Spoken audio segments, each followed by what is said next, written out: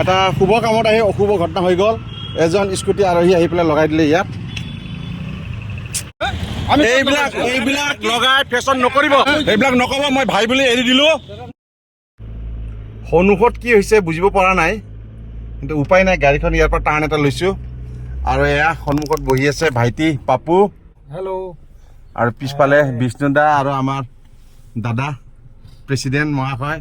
জবৰদস্তি উঠাই আনিছোঁ বিচনাৰ পৰা। দাদাই মানে খুব মুখত তামোল লৈ পেলাই আৰামত তামোল খাই ৰেষ্ট লৈ আছিলে। উঠাই আনিলোঁ।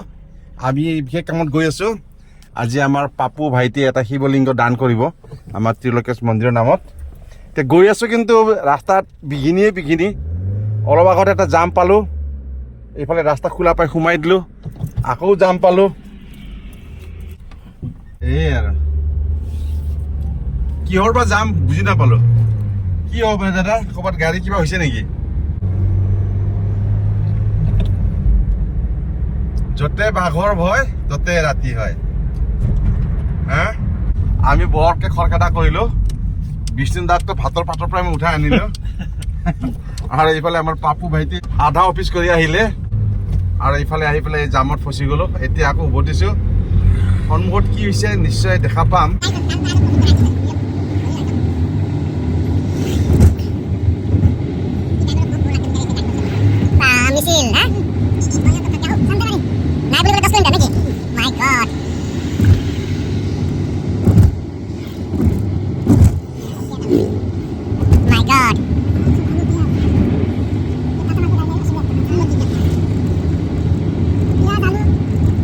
আৰু এইবিলাক যেনিবা ডাঙৰ ট্ৰাক কোনো কথা নাই, কিন্তু দুটা পাঞ্চে সৰু কাৰ সোমাই থাকিল মাজত।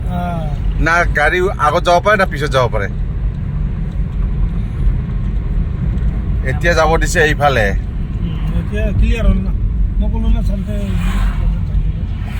যাব পামতো।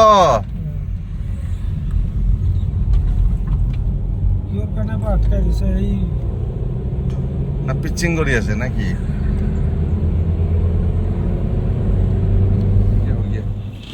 बॉडी में मत लगाइए 10 केजी। So finally আমাৰ শিৱ বাবাক স্থাপন কৰা হ'ল নেকি?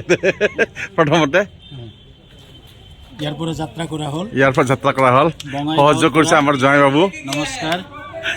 বঙাইগাঁৱৰ পৰা কোকৰাঝাৰ চৰাইখোলালৈ ভোলে বাবাৰ দৰ্শন কৰিছোঁ। গতিকে এডভান্স দৰ্শন কৰিলে আপুনি, দান দক্ষিণা কৰক। भैया ये क्या है? ये তো ভোলে বাবাক ফাইনেলি এতিয়া নিয়াৰ যোজা কৰি আছোঁ। ইয়াত অকণমান দাগি লাগিলে, এইটো অকণমান ভাঙিছেও। উপায় নাই, এইবোৰকে অলপ ৰং থং কৰি পেলাই ঠিক কৰিব লাগে। চলো ভাই চলো। এটা শুভ কামত আহি অশুভ ঘটনা হৈ গ'ল। এজন স্কুটি আৰোহী আহি পেলাই লগাই দিলে ইয়াত। তেল ডেমেজ হৈ গ'ল দেই। কি কম, আছে পাছফালে, সি পিছফালে আছে। সি কৰা যায় বহুত ডেণ্টি কাৰণে বহুত টাকা যাব এতিয়া মোৰ। কিয় भन्ने अब उल्टा तेलले मलाई भन्छ আপুনি চাব লাগে নহয়। আরে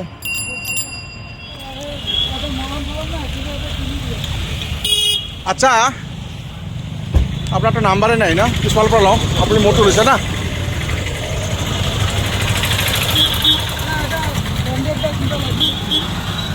মোৰটোত কি লগাব আপুনি কওকচোন? মোৰটো ইমান ডেমেজ কৰি দিল, কি দিব এতিয়া মোৰটোত? আপোনাৰ ব্ৰেণ্ডেডৰ কথা কৈ আছে যে আপুনি মোৰ নাম্বাৰটো কিয় উঠাব লাগে? কিয় উঠাব লাগে? কি একে কোৱা? মই গাড়ীখন পাৰ্কিং কৰিব তাত পানী খাব গৈছোঁ। মই কি কৰিব লাগে আপোনাক?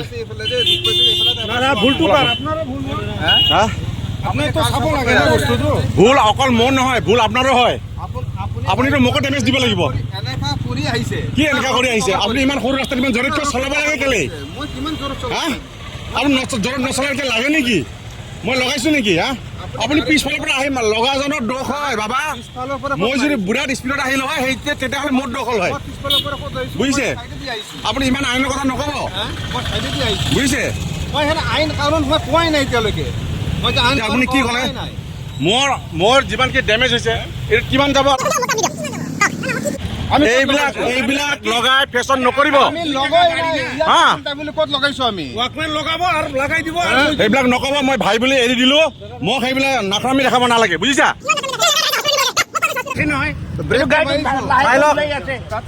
এই যে মই পাই লয় এবাৰ ভুল কৰিব উল্টা চিধা জুৰিব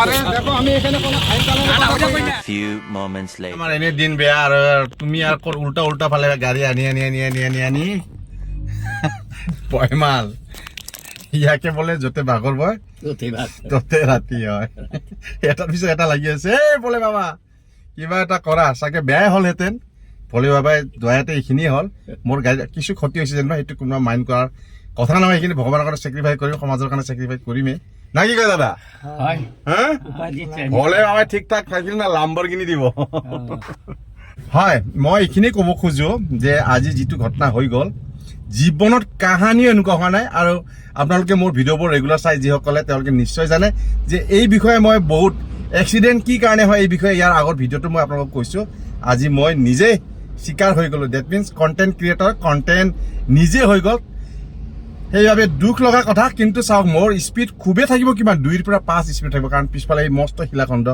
ভলে বাবাৰ সেইটো লৈ পেলাই মই জাষ্ট লাহে লাহে নামি আহিছোঁ কিন্তু ল'ৰাজনে চাওক সুন্দৰকৈ ধুনীয়াকৈ গান শুনি মানে এটা হাই স্পীডত থকাৰ কাৰণে আহি পেলাই সি মোৰ গাড়ীক ডেমেজ কৰিলে যি কি হওক তাৰ পৰা মই কোনো ক্ষতিপূৰ্ণ ক্লেইম নকৰিলোঁ আৰু ল'ৰাজন যিহেতু সফল ডেকা হয় তাৰ একো ক্ষতি হোৱা নাই অকণমান চাগে অকণমান মাখি চাল গৈছে যেন লাগিছে কোনো একো কলাটেল ডেমেজ হোৱা নাই গতিকে লাষ্ট পৰ্যন্ত যেনিবা আমি হাত মিলামিলি কৰিলোঁ আৰু প্ৰব্লেমটো ইমানতে সমাপ্ত হৈ গ'ল কিন্তু বহুত ডাঙৰ এটা বিপদৰ পৰা আমি কোনোমতে বাচিলোঁ কাৰণ আমাৰ লগত আছে শিৱ বাবা তিলকেশ বাবা আছে